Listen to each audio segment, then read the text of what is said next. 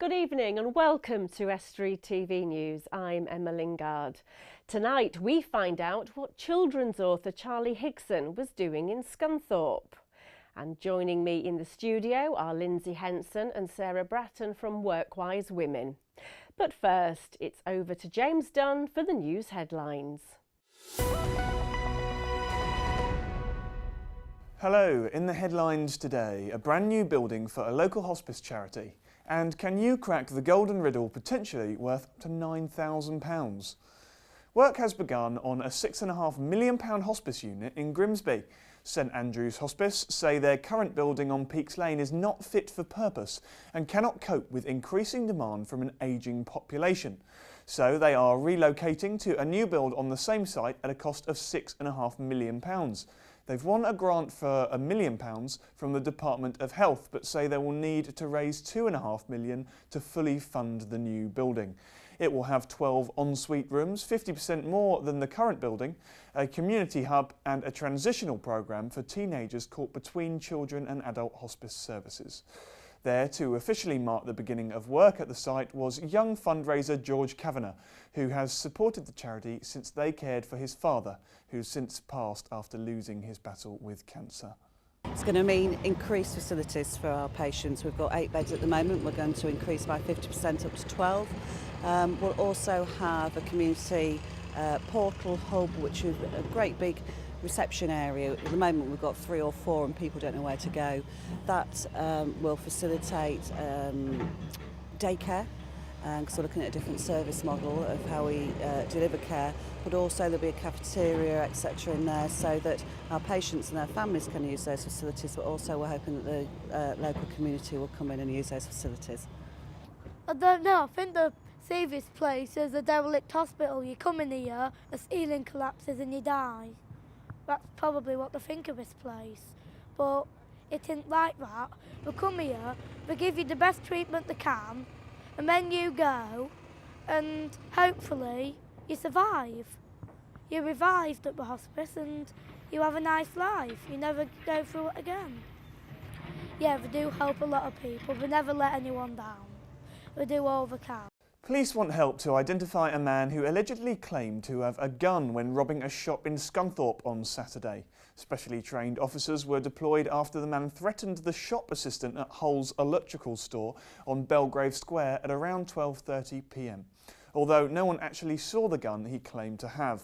Police now want to find this man, described as an Asian male, 35 to 40 years old, of large build and wearing a long leather jacket, smart black trousers and black shoes. The Chief Executive of Hull and East Yorkshire Hospitals has announced his resignation. Phil Morley said it was a personal decision and that he'll miss his colleagues. John Saxby, former Chief Executive of Pennine Acute Hospital Trust, has been named as their interim replacement. And there's also a new interim chairman of the Trust. Dr Keith Hopkins will step into the position after Rob Derry's departure in November. Teachers across the region are expected to walk out in June after a union voted for strike action because of a long-running dispute with the government. It's believed that the National Union of Teachers strike will close a number of schools in East Yorkshire and Lincolnshire in the week, beginning June 23rd. It's the week after most GCSE exams, but the NUT General Secretary said that if strikes happen, it will be the Education Secretary Michael Gove's fault. She claims changes to pay, pensions and a working week of 60 hours or more for many teachers mean that morale is at a dangerously low ebb. A Hull powerboat is asking local school children to get on board their campaign to win the Humber race in June by naming the boat. Hull's boat is competing in the 2014 P1 Superstock Championship at various courses around the UK and will race on the Humber on June the 21st and the 22nd.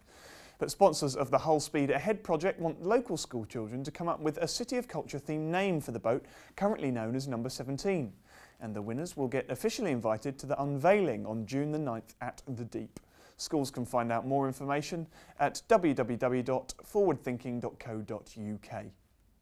Somewhere in the great county of Lincolnshire is the key to a riddle which will unlock the door to £9,000 worth of gold bullion. It's taken Lincolnshire Coastal Grazing Marshes 3 years to research and plan the Riddle of the Marshes, which starts on May the 1st. The project aims to show people that there is more to Lincolnshire than the Cathedral Quarter and the coast. And the worthy team that solves the riddle will win 10 ounces of gold bullion, currently worth around £9,000. To find out how to get involved, visit www.linksmarshes.org.uk. That's all from me. I'll see you next time. Goodbye. School children in Scunthorpe were entertained when best-selling children's author Charlie Higson came to promote his latest book, The Fallen. As well as being a successful writer, Higson is also an actor and is best known for creating the comedy series The Fast Show. Richard York went to meet him. School children in Scunthorpe were given the opportunity to meet writer and actor Charlie Higson, famous for helping to create and star in the popular comedy series The Fast Show, alongside Paul Whitehouse. He also created the world of young James Bond, as well as zombie thriller The Enemy children's stories. Charlie spoke at the Baths Hall about his new book, The Fallen, which is the 5th instalment of the Enemy series about a zombie disease that only affects adults, leaving the children to find a way to survive without being eaten by their parents. My new book is called The Fallen, which is just out in paperback, and it is the 5th book in a zombie series, a horror series I'm writing for teenagers. And I've been on the road all this week till the end of the week, visiting schools and theatres like this, talking to as many children as I can, trying to spread the word about books and that they are actually fun to read. Well, I wrote a series of young James Bond books for kids, and when I finished that, I wanted to do some more books, and I thought, what's another genre that's popular amongst teenagers? And horror is the obvious one to go for, I think.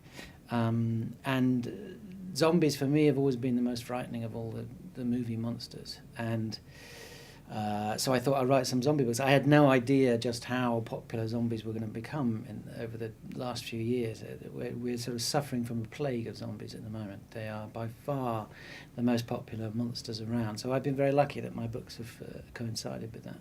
The children who attended the event expressed their thoughts on the talk and about Charlie's books. He did horror books and he added his jokes to it, which I enjoyed. Really, I'm into action and comedy along with a bit of romance. But after that, I think I'll try a bit of Charles Higgins' books. I really enjoyed his talk because he was really funny and he's worked really hard on his books, so I'd love to read them. Business people across the regions will know it pays to network. In North East Lincolnshire, the women meet on a monthly basis as part of Workwise Women. And joining me are founders Lindsay Henson and Sarah Bratton. Welcome to the show. First of all, Workwise Women, why did you set it up? Well, Sarah and I both worked in a professional capacity in separate firms in Grimsby, and were regularly sent off to do networking for our employers, and that usually involved us alone being in a room with a group of men in suits, and conversations usually turned to cricket and golf, and we felt a little bit out of it. So Sarah and I used to get together and try and try and make something of it, but it was very difficult because there were not a lot of women in networking. Okay. So you obviously, Sarah, thought it was a good idea. Yes, I did. I was told, go out there, get networking, get more business, and that was basically it. So networking to me was a bit of a scary word, and I'm sure it is for most women, until you understand actually that networking is quite easy and it's just all about meeting people. And we at Workwise Women, that's one of the things we want to make sure that everyone enjoys networking, that it's fun. We don't want to put any ladies under pressure at all. They can just turn up and have an enjoyable time meeting new people and sharing experiences and learning from other ladies in our group. So yeah. Because this is it, I mean, it can be a scary thing. When you walk into a room of strangers, unless you're very confident, and I suppose most people assume as a business person, you should be very confident. It is daunting, isn't it? I mean, what have the ladies learned from your meetings?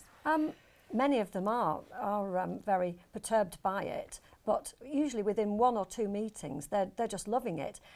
We do everything really to build their confidence. We've done public speaking seminars and many other way, you know, bringing our own members in to teach them ways of being calm and being able to put their message over. But we do everything really, from a bit of life coaching, a bit of mentoring, to just bringing people together. Okay. We want our members to buy from each other, and to do that they've got to get to know each other, and they always will at Workwise Women. We put people together. Right, okay. Now, really as well, you've got a mix of ladies there from different sort of like business backgrounds. What types of people join then? All sorts of ladies, obviously. Yeah. Accountants, law firms. We've got hairdressers and beauticians, retail outlets. We've got florists, clothes. Got a couture designer, wedding dress designer, education, all types of therapists.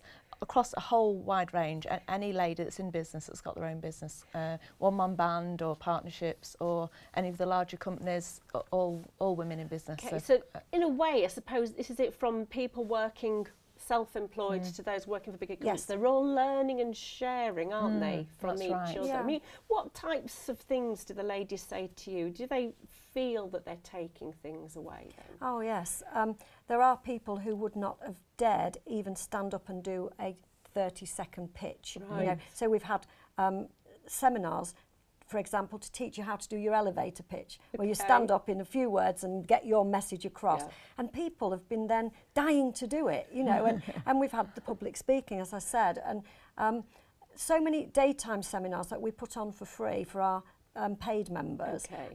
as well as bringing people together on the monthly networking at Abby's, which is the last Tuesday Tea Time Club at 5:30 every month. We put people together. If they're new, we'll say, come along, and we introduce people and say, you sit with them, they'll tell you all about it. And, you know, it's just, people are then dying to have a go. Yeah. And recently, you know, we've really helped a business locally that I think you supported. We did the fabric shop with Julie Peasgood, wasn't it? Yes. Yes, Yeah. with the teddy bears out of stock? That was the same day. We had two. You Julie did was in the evening, wasn't Julie it? was very kind and supported us in two ways that day. We had the opening of Lisa's fabric shop in Cleethorpes, where I think 50 or 60 people attended the grand opening. It's a good number, that, And isn't it? we've held Lisa's hand through that because she was very nervous, had no business experience, and luckily she's credited Workwise Women with the advice we've given her to get going and start a business. And that is brilliant because, like you said, it's not just about the business and the networking, it's the social elements as well. I mean, I suppose your tea time ones are a bit of a hoot, are they? Lots of chatting. And like you mentioned, the sock teddy workshop, that was great because it was all round tables. Julie was telling us how to cut a pair of socks and how to sew the buttons on, and we were all talking while we were sewing, and it was a great way of bringing ladies together, and everyone had a great time, and that's what we all, and there was some laughter, a lot of laughter going on. Wasn't there? Now, we're going to be running out of time shortly, but pretty much, if people want to join Workwise Women, do they have to have a business? No. They can come along to our last Tuesday Tea Time Club.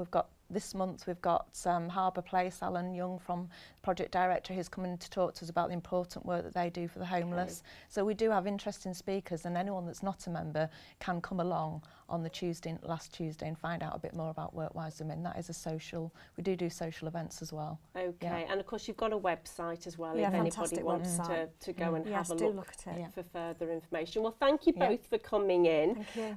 This is it, it's not just all about business, it's about making friends and enjoying yourself, isn't it? And the business just will flow from that. Brilliant. Well, thank you so much for taking time.